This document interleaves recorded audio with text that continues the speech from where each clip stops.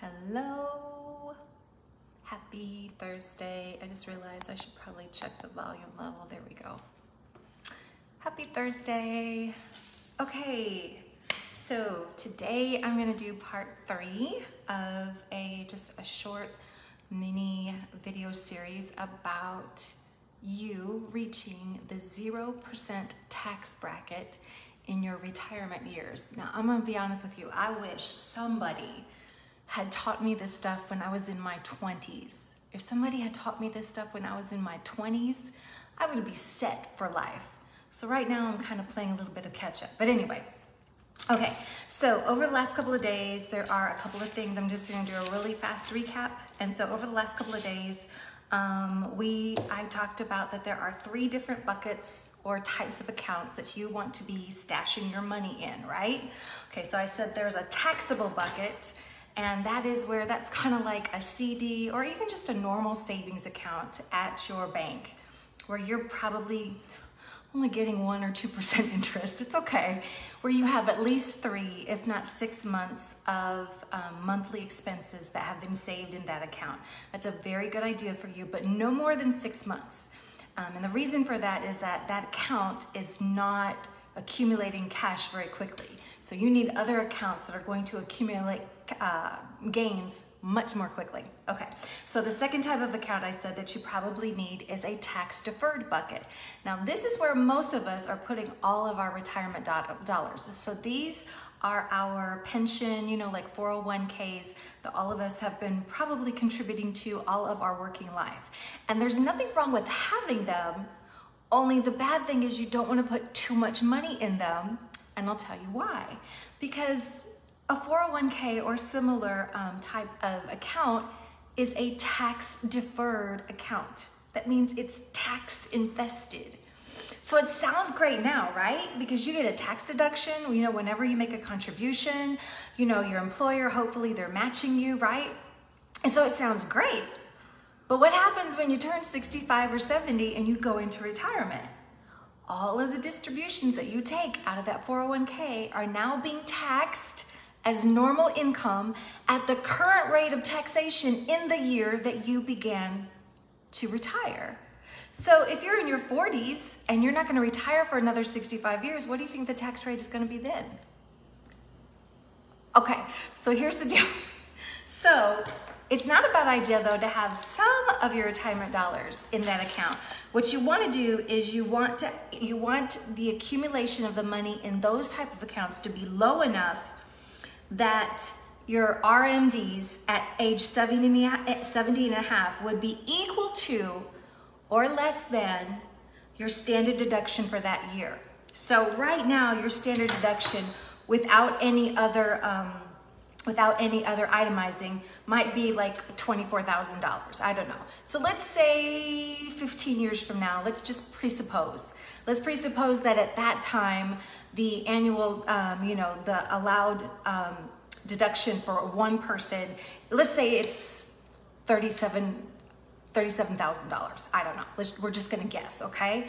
So you're going to want to make sure that all of the distributions that you're getting each year on that 401k are no more than $37,000, because otherwise you're going to be paying taxes on it. Yeah. Okay. And so that's the biggest problem about 401ks and tax deferred programs, is that this is where we put the bulk of our money. And then what happens is we forget that before we get to start using that money, we have to pay taxes on it. And that tax rate can be anywhere from 30 to 40%. So if you have $1 million in your 401k, by the time you actually get to use it, you might get 500 to 600,000 of it.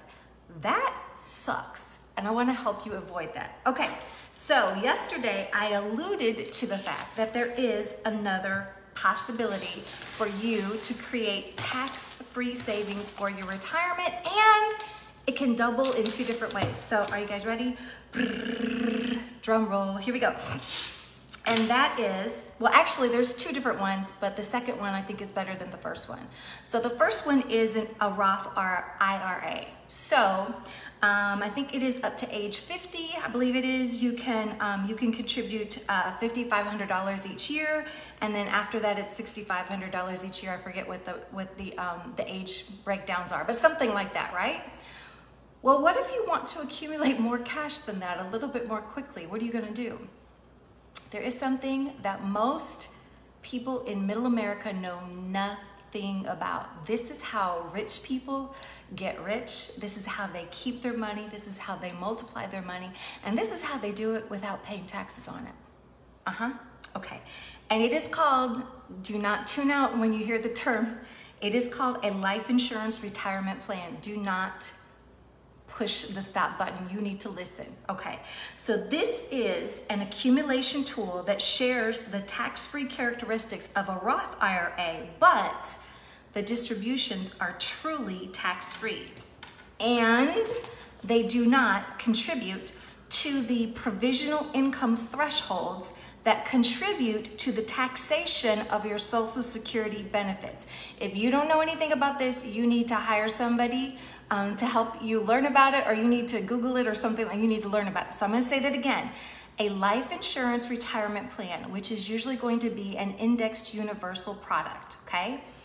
It allows for distributions that are truly tax-free.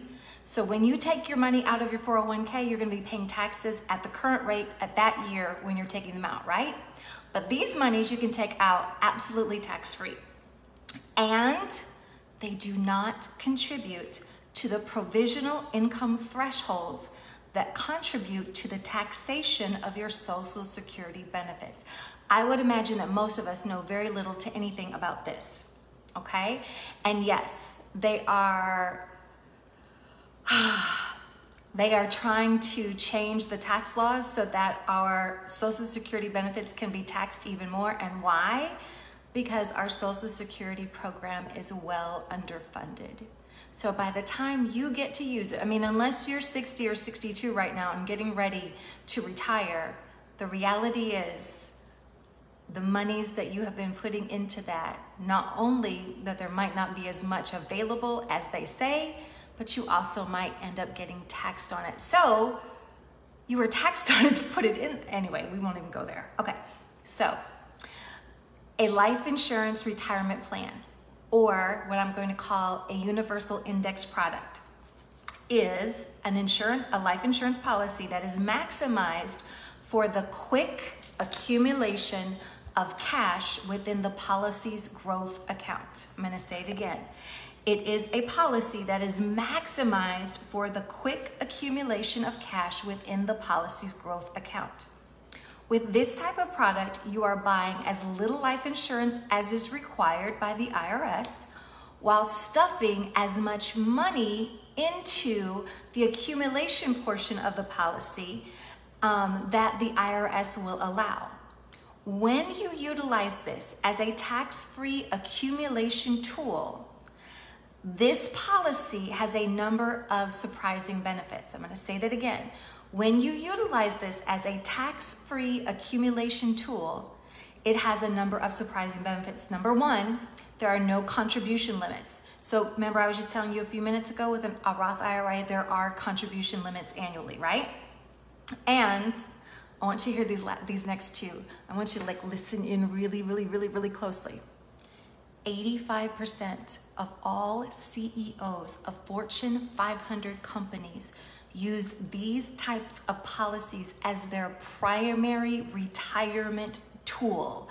I'm going to say that again. This is how the rich get richer and the poor get poorer. I want to say that again. 85% of all CEOs of Fortune 500 companies use this particular strategy as their primary retirement tool. And 80 to 90% of all bank-owned investments are in these type of products and policies. This is how banks make money.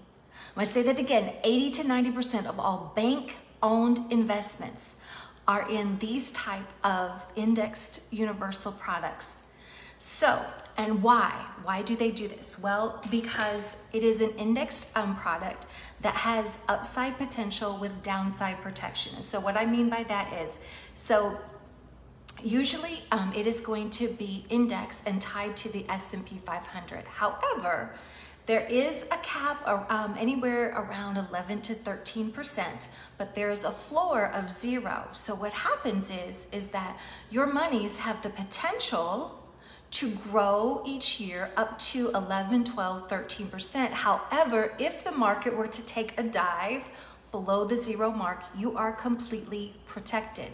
So if you are doing other type of investments where you're taking the risks of the highs and the lows, you could gain 18%, but you could also lose 18%. Now, in this type of strategy, you might not gain as much as 18%, but you're not going to lose anything. So again, this has upside potential with downside protection. So as I said, gains are usually between 11 and 13%. The growth account is tied to the S&P 500, but it has a floor of 0. So if the market were to go below that, you don't lose anything. Now, granted, you wouldn't gain anything that year either, other than the accumulation of what you have already deposited, right? Okay. Now, I'm going to tell you the beautiful, beautiful, beautiful benefit of this, even beyond the quick cash accumulation that you can have in this type of account, in this kind of product that you don't have to pay taxes on when you take the distributions. But there is one other really wonderful benefit. And you go, well, okay, but Dawn, it's still a life insurance product. Yes, it is. And you go, well, I have enough life insurance. Okay, great. I'm glad that you do. But here's what you don't know. These products also offer living benefits. And I'm going to list them for you. So there is terminal. So basically what happens is, let's say that, I don't know, before you die, I mean, I hate to be so morbid, but we'll just be honest. Let's say before you die that you are diagnosed with a terminal illness. So this is something where the doctor has said that you are going to die in 24 months or less. This is where you can take a large portion of the death benefit and you can utilize it while you're still living to help fund the costs of your medical care. Okay, let's say that that doesn't happen, but let's say that you become in a position where you need long-term care, where at least 2 of 6 activities of daily living, like bathing, dressing, all different sorts of things, you're just not able to do on your own. Just like my mother. My mother is actually in a nursing home, right? So if she had had one of these kind of policies and she had bought it, I don't know, 10 years ago, 15 years ago, or what have you, she would have a lump sum that she could use towards her long-term care, and she could be in a much more wonderful nursing home arrangement than where she's at. So right now, my mother is a Medicaid recipient, and so that only affords her a certain type of quality of care, if that makes sense, okay? So as I said, if you're saying, but Dawn, I don't need any more life insurance, that's great, that's fine. But this type of product, as I said, has living benefits. So let's say that you need long-term care the last 5 years before you pass. You can use those proceeds, it'll be taken out of the death benefit, but you can use it for your long-term care. And then there are other benefits like chronic illness, critical illness, as well as critical injury. Okay, so what I want to do is the last couple of days, if any of this sounds interesting to you and you go, this sounds like it's just too good to be true, I promise, go back and watch all 3 videos. So I'm going to kind of just do a recap, and then I'm going to tell you, you need to make certain that you let me know where you are in your financial process of moving towards, at least, I mean, we would all love to be independently wealthy, but if we don't all make it there, we at least want to be extremely financially stable so that we're not worrying about what if this happens, what if that happens. So again, there are 3 type of buckets that you need to have money in. The first one is a taxable bucket. So this again is going to be a regular savings plan or a CD or something like that, where you have anywhere from 3 to 6 months of living expenses that are set aside, and maybe they're gaining 1 to 2% interest per year. However, just understand that you don't want to put a lot of money there, because inflation is anywhere from 3 to 3.5% each year. So anytime that you are making less than 3 to 3.5% on your money, you are slowly going broke. But it's important that you have that money liquid so that you can grab onto it if you need it in an emergency, right? Okay. Then your tax deferred bucket, which is normally most of your pension plans and your 401ks. You need to have a low enough amount of money in those accounts so that when you retire, the amount of money that you're taking out each year is equal to or less than your standard deduction for that year. And I would venture to say that most of you already have way more than that amount of money in your tax deferred program. And then number 3, you need a tax-free bucket. And this is where all of the rest of your monies are going to be deposited, and you want them to be accumulating cash and reproducing cash at a rapid rate. And then also, when you take those distributions, you're not paying any tax monies on it.